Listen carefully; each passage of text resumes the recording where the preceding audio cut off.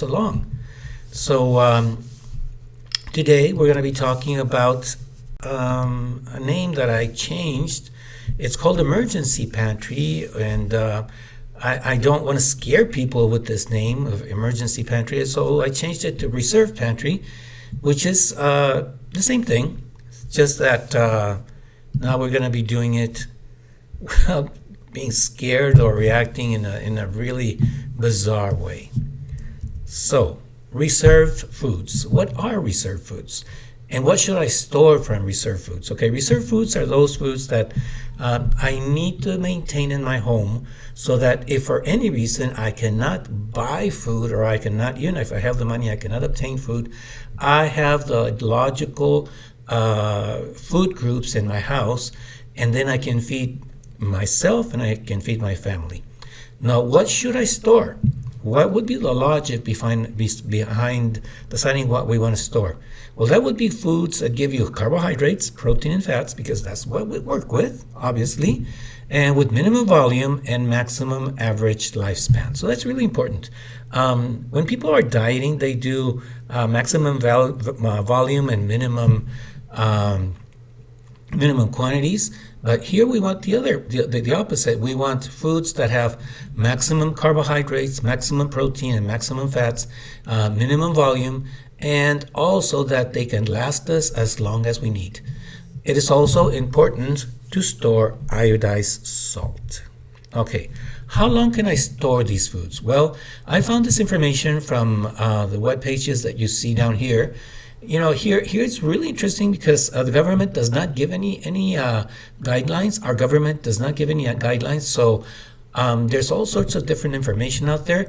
But these two seem to be very, very synchronized and very in tune. And so if you want to check the information I'm giving you right here, yes, this is where I found them. Okay, when they were in synchrony, that's where I gave the information.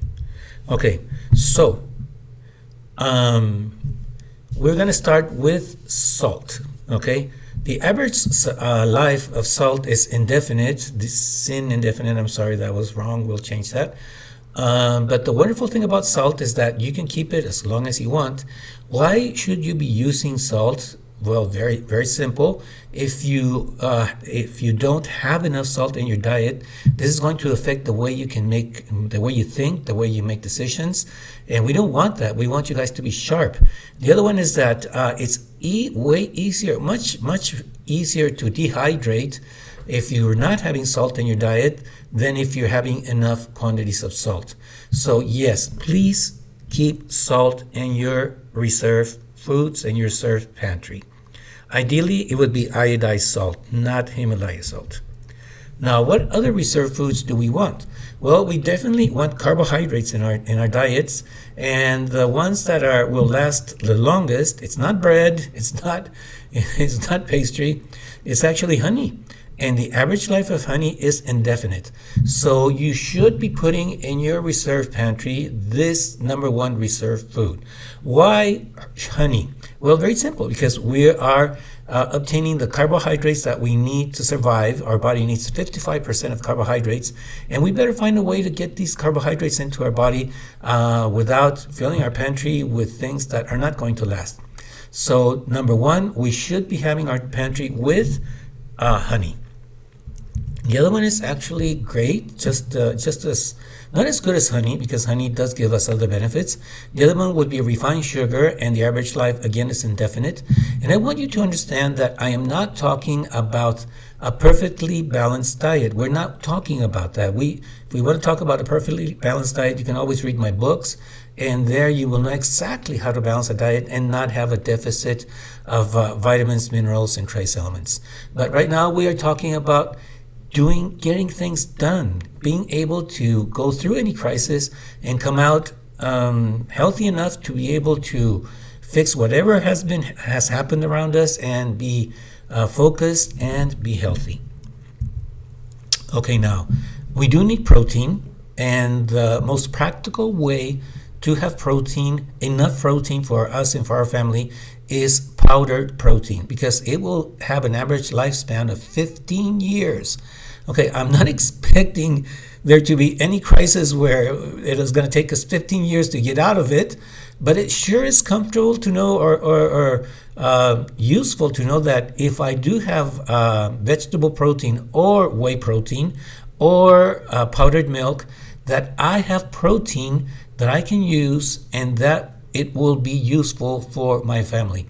Now, there's one good thing about vegetable proteins and dehydrated dairy products, which is whey protein, and this is that it includes vitamins, minerals, and trace elements. So you really don't have to buy vitamins, but you would have to buy these products so that you are covering the minimum quantities that you need in regards to vitamins and minerals. So it's a wonderful way to be calm and be relaxed that whatever happens, it's certainly not going to last 15 years. Okay, so if we last 1 day, 5 days, a week, 10 weeks, 6 months, we have something there that we can give our family.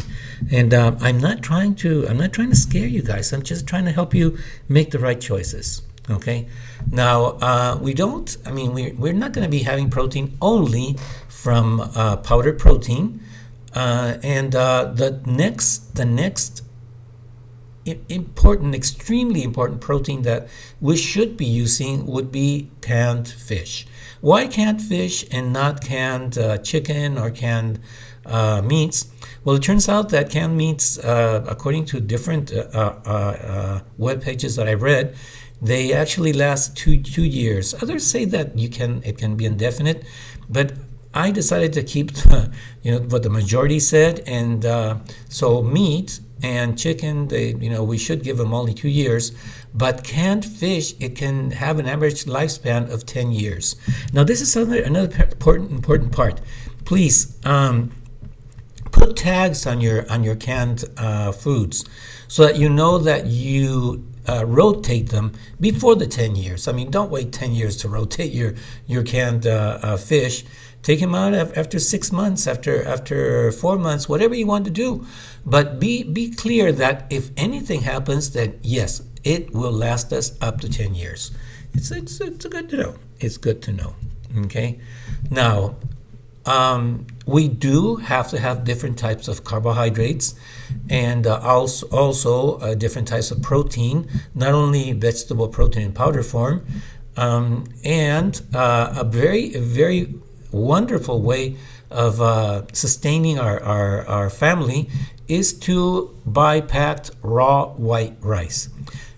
Now, think about this. I'm totally giving the opposite of what dietitians and nutritionists recommend, but you have to understand this is the reserve pantry. It's not the best option for daily food, but it's the best option for foods that will last us enough to go through whatever problem we have. So if you buy white rice, and you keep it in its package, the average lifespan can be up to 10 years, between 8 and 10 years. And again, rotate them. Don't let them 8 years in your pantry. Buy new rice and then use the rice that you already bought, and just keep rotating. It doesn't mean that you're going to hide your rice and keep it there for 10 years. That doesn't make any sense, okay? Now, the other one is packed raw pasta. Again, this would not be a whole grain pasta because it won't last as long. If you want pasta that will last as long as you want to, and that it's also, the other part is that it's going to taste good. That's another thing. We want to enjoy what we're eating. And raw packed pasta, as long as you don't take it out of its package, can last up to 10 years, from 8 to 10 years. So we have a lot of things that we can add to our pantry. And remember, rotate them. You decide how often you want to rotate them. Maybe every month, maybe every 2 months. You decide. And what you would be doing is buying the new pasta and taking out the old and keeping the new there in their packages without opening the packages. That's very important. The other important part is that it also has to do with temperature, and these numbers correspond to an average temperature of 70 degrees. So if it's going to be hotter On average, I'm not talking of hot summers, but it's going to be hotter all year long, probably tropical areas, they would not have this shelf life. Okay. Now, the other reserve food that is really important, really, really important, are beans. That would be not only beans, it would be legumes, which would be chickpeas, lentils, fava beans, all sorts of legumes or pulses. They put two names to it. And it turns out that these are fantastic because we do need fiber. We do need a good amount of fiber, and the good quality fiber, which is what we find in legumes. And these will also last up to 10 years. So guys, if you put just enough for a month, okay, in your pantry, I'm sure you will not have any problem with your reserved pantry. Now, if you're obsessive about it, then calculate maybe more than 1 month. Calculate 2 months. And at the end, we're going to be talking about an emergency diet where you can use all these products and where you can have a balanced diet and have the minimum nutrients required for survival. Again, we're talking about not the perfect nutritional plan, the plan that will last the longest. Okay. Now, there's another way of obtaining carbohydrates. This is actually much better than sugars. I totally agree with that. Obviously, you will get many more benefits from dried fruits.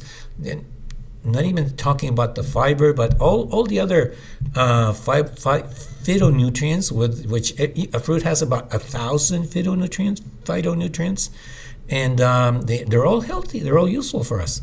So get some packed dried fruits, and know that these dried fruits can be in your pantry for up to 5 years. Again, I don't want you guys to keep them 5 years. Rotate, please rotate, okay? Now here's the other one, the one that also disappeared. The previous foods, I can guarantee you that they did not disappear. I've been monitoring my supermarket, and they're still there. These products are still there.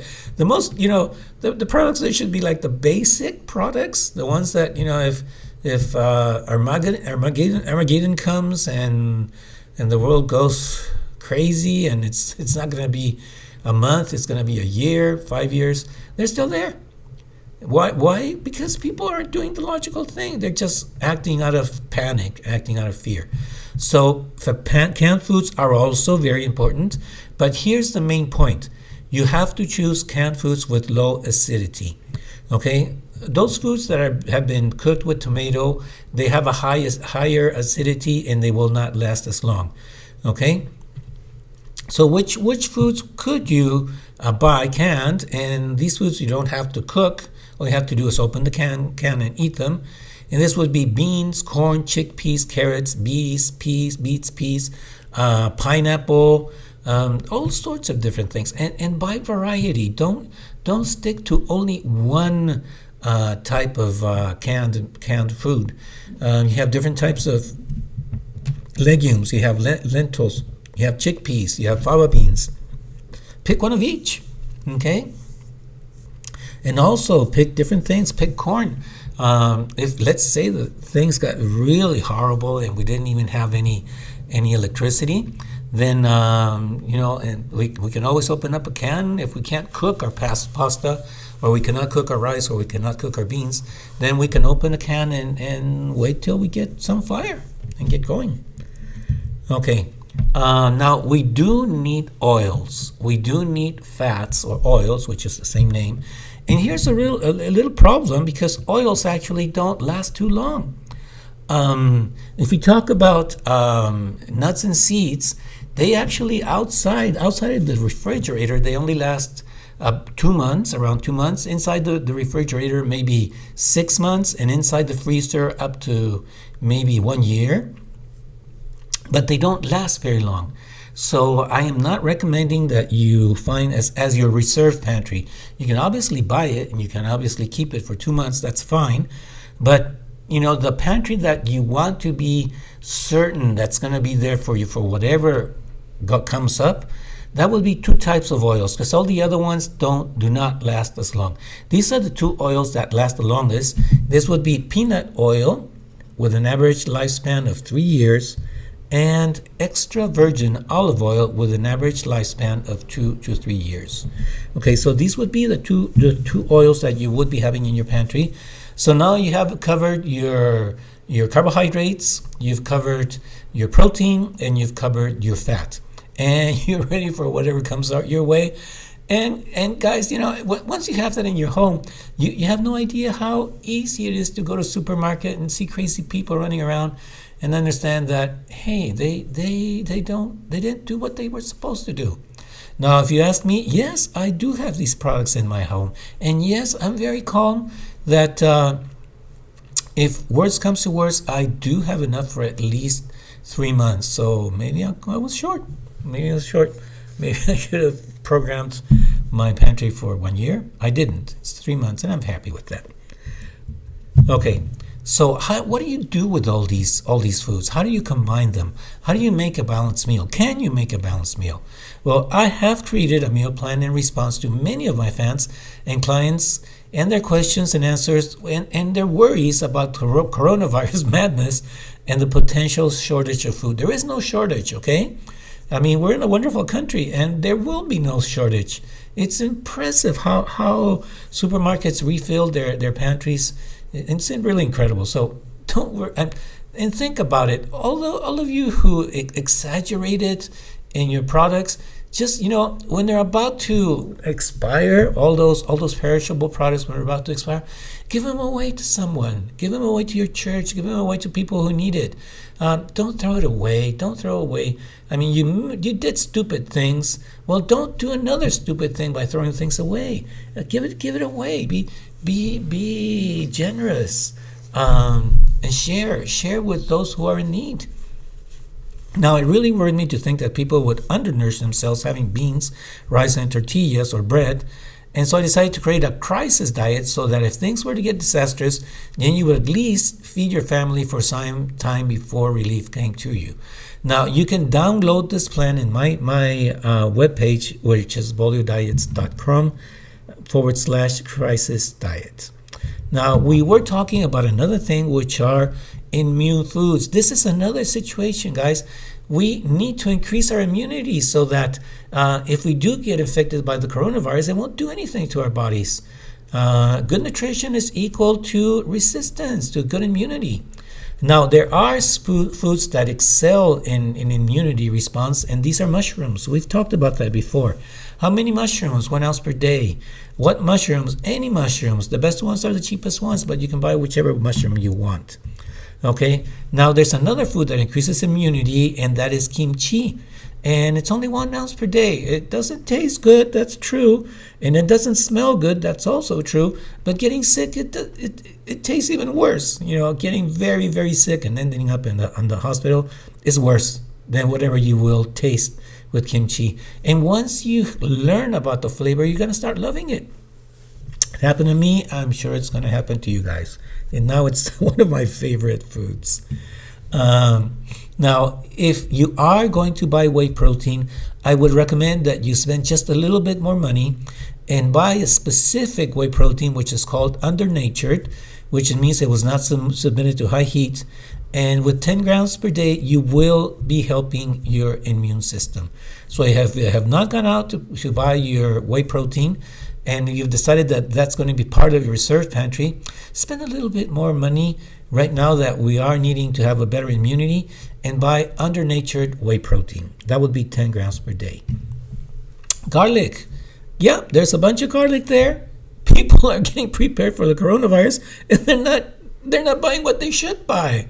It's ridiculous. It's ridiculous. I just hope that you guys that are following me will not go through that madness, okay? So garlic is just 1 clove per day, but right now that we are in high risk, I do recommend that you have 3 cloves. You have to dice them. You have to cut them, chop them up into little pieces. You have to leave them out 10 minutes so the oxygen will activate the protein, the sulfur protein. It's called allicin. And you have to swallow them without chewing because saliva inactivates the ingredient that has an antibiotic effect. So 1 clove, you cut it into little pieces. We have those little things right there. See, we have these little things right here. You cut them in little pieces. I would recommend that you would cut them in this direction. Okay, leave them 10 minutes out in the air, and then swallow them without chewing. Okay.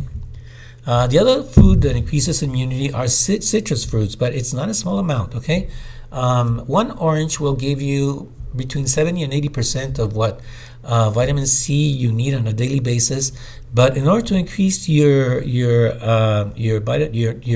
protection by vitamin C, it has to be over 100%. So you would be having at least 2 oranges or 2 grapefruits per day. Another option is just buy vitamin C in powdered form. Okay. So guys, please, if you want to set up an appointment, I am more than happy to help you guys out and have better nutrition. I've said it before, I'll say it again. People who I work with, they seldom get sick, and even people who have severe problems, they go through winter without any flu symptoms, and that all has to do with great nutrition. So give me a call. Let's get together and let's work on this. If you're going to do something, do the right thing. Increase your immunity. And follow us, please follow us on Facebook, on Instagram, and YouTube. And so guys, this is the end of the transmission. It was a long transmission, I know it was. And if you guys want to read a resume of this information, go to my webpage and enroll in my newsletter, and we'll be more than happy to send this information to your email. Okay guys, have a great coronavirus week. And once you guys are prepared, just enjoy life. Okay, enjoy life, and may God bless us, and may we all be healthy. See you guys next week. Bye-bye.